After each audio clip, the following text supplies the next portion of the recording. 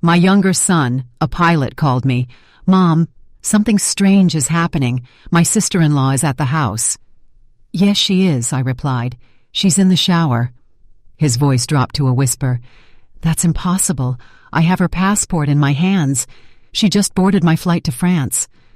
At that very moment, I heard footsteps behind me. "I'm glad you're home.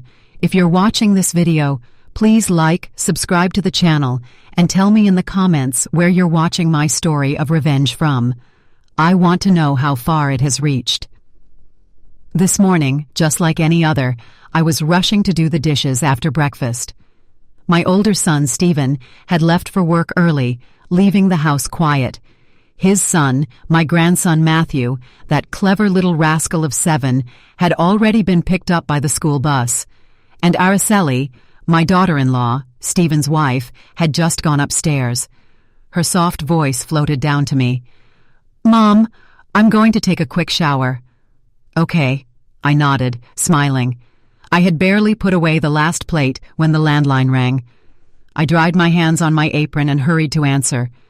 The unexpected call surprised me. It was my younger son, Alex, his voice hushed. "I'm at the airport and my sister-in-law is here. I saw her boarding my plane to France. It's impossible.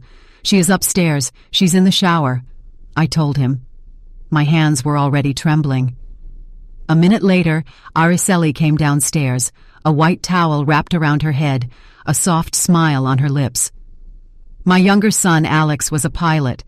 He had always been very close to his older brother, Stephen. He adored his nephew, Matthew, and his sister-in-law, Araceli, had won his heart from the first moment they met. She was always so sweet to him, a real angel. I hung up the phone. "I need to go to the supermarket," I told her, trying not to show how agitated I was. Araceli looked at me calmly. "Oh, okay, Mom. I'll just stay here and wait for Stephen to come back from work. I need to tell him something." "All right, dear," I replied, my mind awhirl. Araceli had been part of our family for 10 years, and in all that time, she had always been a caring wife and a very sweet mother. A few years ago, after giving birth to her son Matthew, she fell ill, and the doctors were unable to diagnose what she had. Stephen and I took care of her, and she seemed to recover over time. But then, as time passed, she started to look different. She no longer went out with her friends. She no longer accompanied my son to parties. She seemed to always be locked in the house. My son Stephen worried about her. He worried about her a lot. "Mom, I don't know what's wrong with Araceli. She's always in the house, always sad. She doesn't want to go anywhere. I told him to be patient with her, that it was a passing phase." He was a very attentive husband and a great dad. But the things my younger son Alex told me on the phone were too strange. "It's impossible. I have her passport in my hands. She just boarded my flight to France." A thought flashed through my mind. When I was in my younger years, I went to a medium. She told me to be very careful with my family because someone would be very close to us, someone with a very dark soul. I never forgot her words. But what did that have to do with my daughter-in-law? A few days before this, I went out for a walk in the park. My son Stephen had called me and asked me to bring him his son's school books, which he had forgotten at the house. On my way, I saw a woman who looked exactly like Araceli from behind. I followed her. I saw her enter a house that was a few minutes away from our house. I thought it was very strange. Why would she be in that house? I decided to just go and bring my grandson's school books to my son Stephen. As I was heading back to the house, I passed by the house again. I saw a man open the door, and the woman who looked like Araceli walked out. He gave her a hug and a kiss, a long, passionate kiss. I was shocked. Could it be my daughter-in-law? No, it couldn't be. She was at the house. Maybe it was just someone who looked like her. I was about to go back home when I saw the woman open her purse. She took out a card and gave it to the man. It was Araceli's ID card. I was stunned. I couldn't believe what I was seeing. Araceli was having an affair. I couldn't believe it. I went back home and I didn't say anything to my son. I kept quiet. I didn't want to hurt him. He loved his wife so much. I didn't know what to do. The next day I went to the house where I saw the woman who looked like my daughter-in-law. I knocked on the door, and a man answered. I asked him if he knew who the woman was. He said, "I don't know who you're talking about." I said, "The woman who was with you yesterday." He said, "I don't know." He closed the door in my face. I was so angry. I decided to tell my son what I had seen. He was devastated. He didn't want to believe me. He said, "Mom, you're making this up. Araceli would never do that to me." I said, "Stephen, I saw her with my own eyes." He didn't say anything. He just went to his room. I was so sad for him. I knew how much he loved his wife. The next day, I went to the police. I told them what I had seen. They said they would look into it. A few days later, a police officer came to our house. He told me that they had found the man who was with Araceli. He was a drug dealer. They also found out that he was having an affair with a woman who looked exactly like my daughter-in-law. I asked them, "Is it her?" They said they were not sure. They said they would have to do some more investigation. I was so confused. How could there be two women who looked exactly alike? I couldn't understand it. That night my son didn't come home. I was so worried about him. I called him, but he didn't answer his phone. I was so scared. I didn't know what to do. I called the police again. I told them that my son was missing. They said they would look for him. A few days later, the police found my son. He was dead. He had been murdered. I was so heartbroken. I couldn't believe that my son was gone. The police said they had a suspect. They said they had found a woman's earring at the crime scene. It was Araceli's earring. The police arrested Araceli. I couldn't believe it. She was my daughter-in-law. She was like a daughter to me. How could she do this? She was my daughter-in-law. She was like a daughter to me. How could she do this? The police told me that Araceli was a drug dealer and that she had been having an affair with the man they had arrested. I couldn't believe what I was hearing. How could I have been so blind? I had always trusted her. I had always thought she was a good person. I was so wrong. The next day, I went to see Araceli in jail.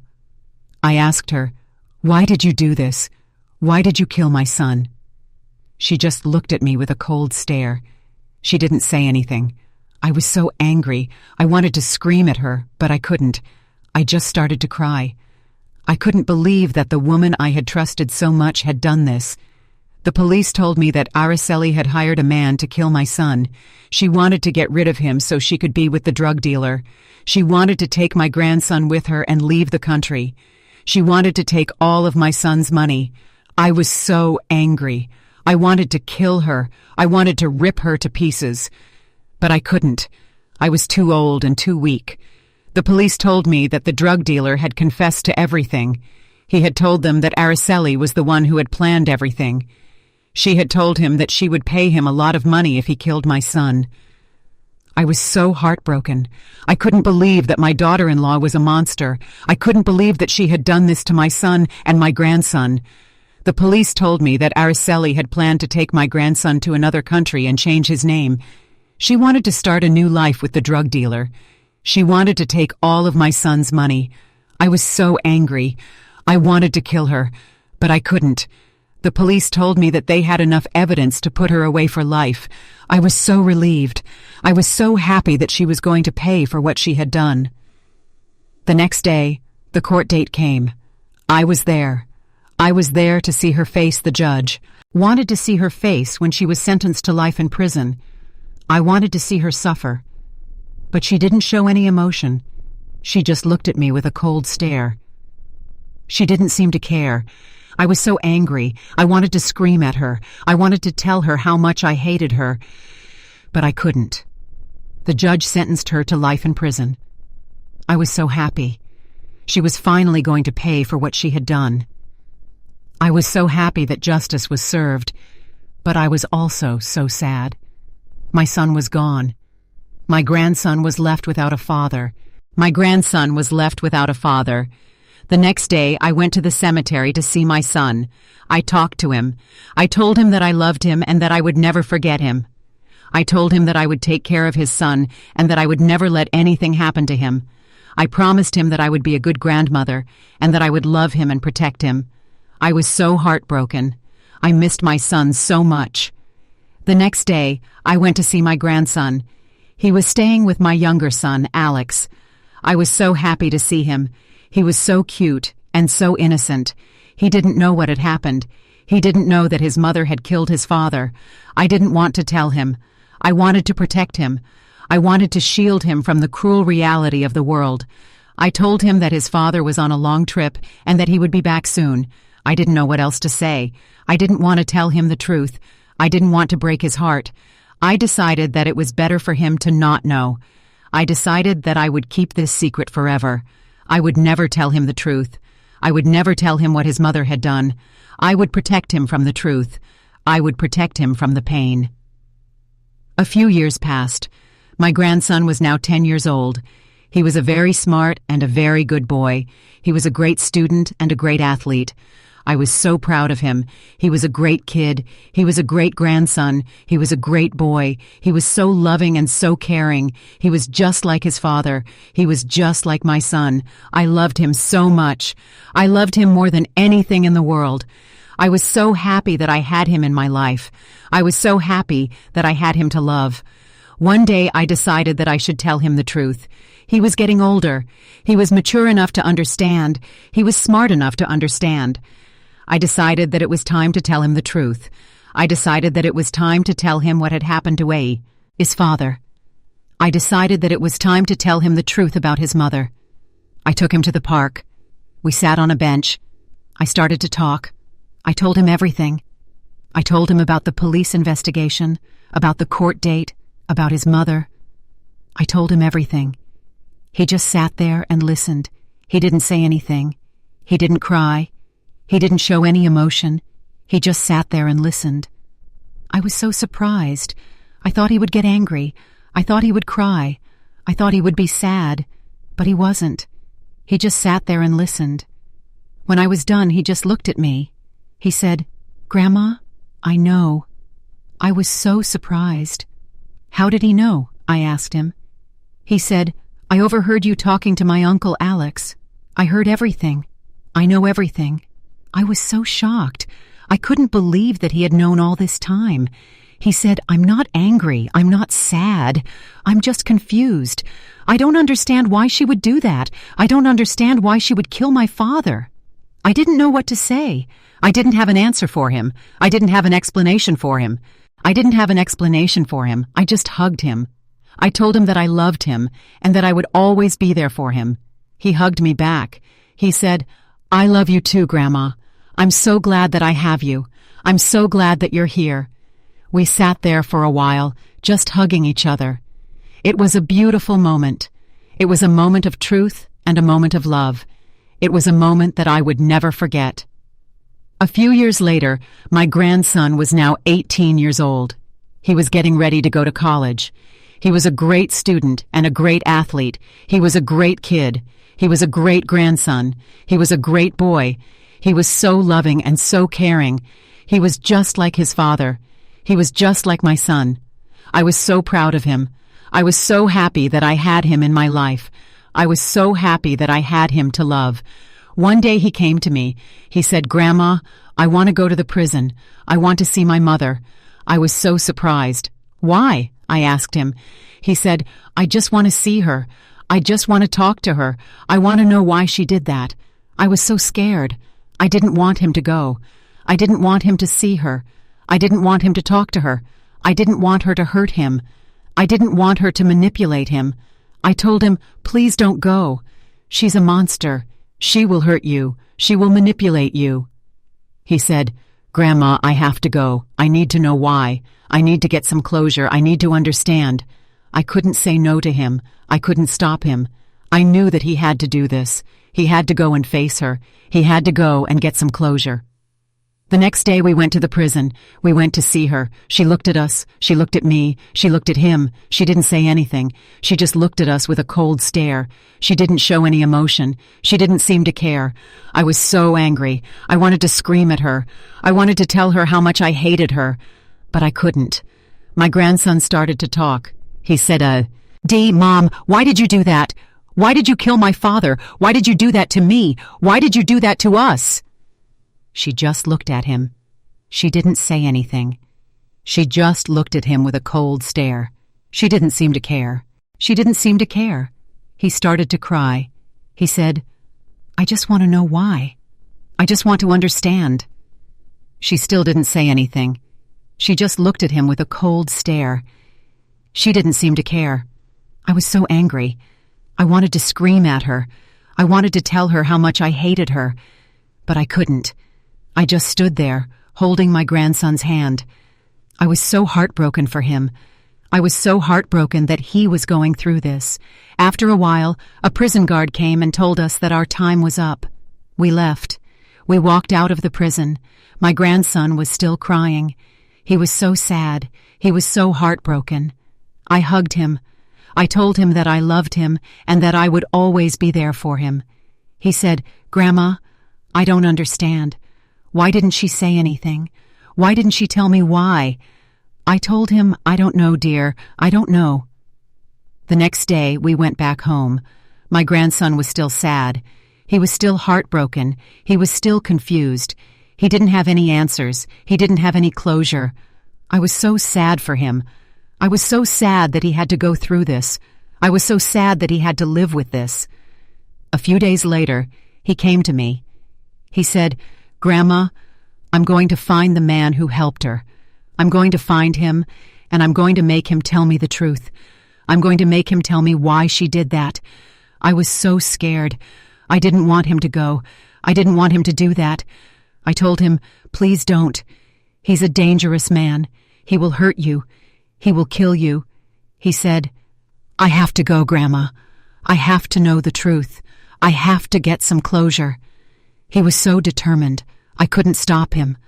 I knew that he had to do this. He had to go and face the man. He had to go and get some closure. The next day, he left. I was so worried about him. I was so scared for him. I didn't know what to do. I couldn't call the police. I couldn't tell anyone. I just had to wait. I just had to pray. Sid had to hope that he would be all right. I waited for a few days. I didn't hear from him. I was so worried. I was so scared. I didn't know what to do. I was so scared that something had happened to him. I was so scared that he had been hurt. I was so scared that he was dead. I was about to call the police when my phone rang. It was him. He was alive. He was okay. I was so relieved. I was so happy. I asked him, "Where are you?" He said, "I'm at the airport. I'm coming home. I'm bringing someone with me." I was so confused. "Who?" I asked him. He said, "I'm bringing my mother." I was so shocked. I couldn't believe it. I didn't understand. How could he have found her? How could he have brought her? I didn't understand. I didn't understand. He came home. He brought a woman with him. She looked exactly like my daughter-in-law, Araceli. I was so confused. She said, "Mom, it's me. It's Isadora." I was so shocked. I couldn't believe it. She said, "I'm Araceli's twin sister." She said that her sister had stolen her identity, her life, her husband, and her son. My son Stephen married the wrong woman. The woman I had known for 10 years was not my daughter-in-law. She was her evil twin sister, a drug dealer. The real Araceli was locked up in a mental hospital by her twin sister. Her twin sister wanted to get rid of her to take her place. She wanted to be with my son Stephen because he was rich, and she was a drug addict. She wanted to take my son's money and leave the country. She wanted to take my grandson with her and leave the country. But she was caught. She was sentenced to life in prison. I was so shocked. I couldn't believe it. I couldn't believe what I was hearing. She told me that her sister had been working on a plan to take her identity for a long time. She had been working on a plan to get rid of her so she could take her place. She had been working on a plan to take her husband and her son. She had been working on a plan to take everything. I was so shocked. I couldn't believe it. I was so heartbroken. I couldn't believe that my son had been married to a monster. I couldn't believe that my grandson had been raised by a monster. I was so sad. I was so angry. I was so heartbroken. But I was also so happy. I was so happy that the truth was finally out. I was so happy that my grandson was reunited with his real mother. I was so happy that my son was a father. I was so happy that my son's son had a mother. The real Araceli, Isadora, was now with us. She was a beautiful woman, a loving mother, a caring daughter-in-law. She was everything I had always wanted in a daughter-in-law. She was a good person. She was a good mother. She was a good woman. She was everything my son would have wanted in a wife. I was so happy to have her in my life. I was so happy to have her back in my life. One day, I was sitting in the living room, knitting. My grandson Matthew was playing in the backyard. My son Stephen's brother, Alex, was sitting on the couch, watching TV. Isadora came in and sat beside me. She said, "Mom, thank you. Thank you for everything." I said, "Dear, you don't have to thank me. I love you. We are family." She smiled, and her face was illuminated. It was a beautiful smile, a genuine smile. It was the kind of smile that made you feel at peace. I smiled back at her. I was so happy. I was so happy that everything had worked out. I was so happy that we were all together. I was so happy that we were a family. The door opened and Stephen walked in. He looked at us and smiled. He sat beside Isadora and gave her a kiss. It was a beautiful kiss, a genuine kiss. It was the kind of kiss that made you feel at peace. They were so in love. They were so happy. I smiled, feeling my heart finally at peace. I thought about the long road I had traveled from the first doubts, from Ivan's call to that dark alley where I discovered the truth. The truth had been cruel, but as my husband Raphael used to say, "The truth will set you free, Stella." And so it was. The truth set us free. It brought us Isadora and gave us a new beginning, much brighter and happier. The story you have just heard has been changed in names and places to protect the identity of the people involved.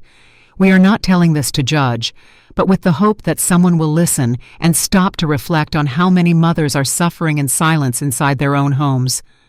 I truly wonder if you were in my place, what would you do? Would you choose to be quiet to maintain peace, or would you dare to face everything to reclaim your voice? I want to know your opinion because every story is like a candle that can light the way for someone else. God always blesses, and I am convinced that courage leads us to better days. Meanwhile, on the final,